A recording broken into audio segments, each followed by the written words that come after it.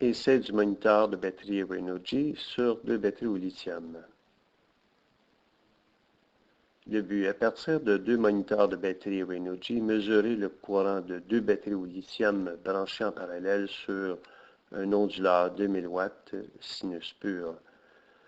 La charge inductive utilisée sera une shop-vac 10 gallons, 5 HP pointe. Par la suite, observez le courant de charge du NOCO Genius 10. Le matériel utilisé.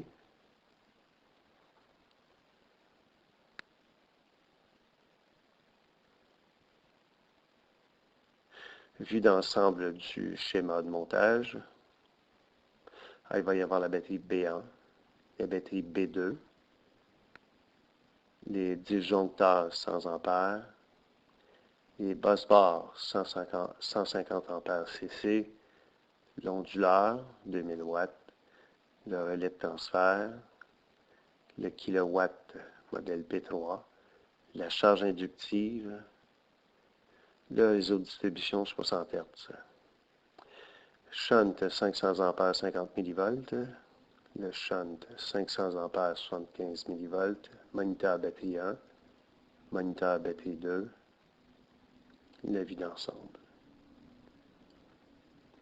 Vue du montage sur la table d'essai. Alors, on voit les batteries B1 et B2 avec les moniteurs respectifs, les disjoncteurs 100 ampères, le busbar 150 ampères DC. On voit ici le kilowatt modèle P3, 121,8 volts sur le réseau. Le relais de transfert pour watt SW. L'onduleur 2000 watts, sinus pur. Les câbles d'entrée ont été doublés pour éviter l'échauffement des câbles. C'est du numéro 2. Alors, le shunt totalisant IB1 plus IB2 pour le courant total. Et les shunts individuels pour les batteries IB1 et IB2. Batterie B1 et batterie B2. Alors, on voit ici le montage des moniteurs B1 et le moniteur B2. La shop-vac, la charge inductive. Et c'est 1 de 1, démarrage de la charge inductive. Alors, à l'origine, 0.41, 0.43, 51,8 pour B1 en courant et 51,3 en courant pour la batterie 2. La batterie B1 semble travailler plus fort que la batterie B2. 53, 55 ampères, 51,8 pour B2. Les shunts, alors IB1 plus IB2 pour un total de 104 ampères, 103, 104. Les shunts individuels de IB1 et IB2. Alors, puis des moniteurs avec un rapprochement. IB1 52,2, IB3 47,8 ampères.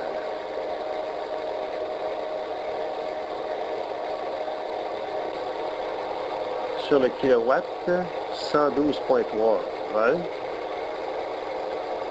10,53 ampères, 1137 watts, 1182 volts ampères,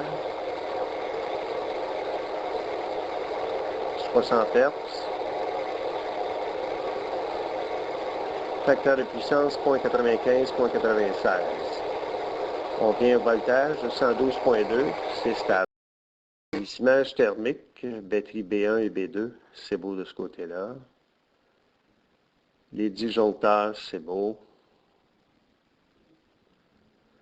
Côté du busbar, c'est beau. Côté de l'onduleur, on voit que ça chauffe, mais c'est normal. Les câbles, c'est bien beau.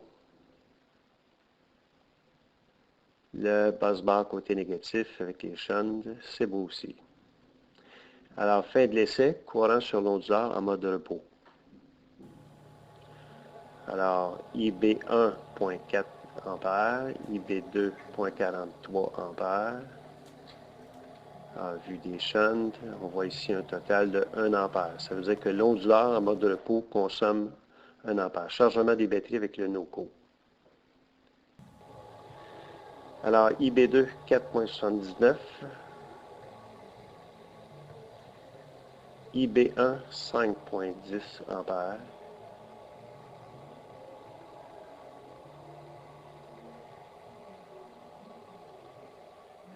En vue d'ensemble, on revient sur les shunts.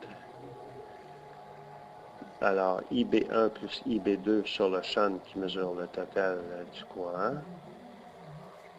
On voit ici un total de 10 ampères. On monte vers le NOCO. NOCO Genius 10. Alors, quelques vues du courant de charge à l'oscilloscope. On voit ici la composante de charge, 10 ampères. On voit par contre que sur le signal, il y a du bruit. Alors, une vue rapprochée du bruit, ce sont des petites pointes en millivolts. Une vue rapprochée d'une pointe. Ah, c'est négligeable, c'est quelques millivolts. En conclusion, chaque moniteur de batterie Renogy a permis de mesurer le courant de chacune des batteries au lithium. Les courants IB1 et IB2 ont été comparés avec le total du courant mesuré sur la lecture Murata relié au shunt 500 A 50 mV. Le résultat des lectures en courant présente une précision respectable. Par la suite, le courant de charge du NOCO Genius 10 a été observé. Le courant est stable à 10 ampères. Cependant, une composante faible en bruit apparaissait sur le courant. Celle-ci semblait être négligeable, quelques millivolts. Le temps de charge semble très satisfaisant. Le NOCO Genius 10 présente une bonne performance au niveau de la charge des accumulateurs. Cet appareil est à découvrir. Espérant avoir apporté un peu plus de lumière dans vos observations, n'hésitez pas à partager vos commentaires. Merci. Great.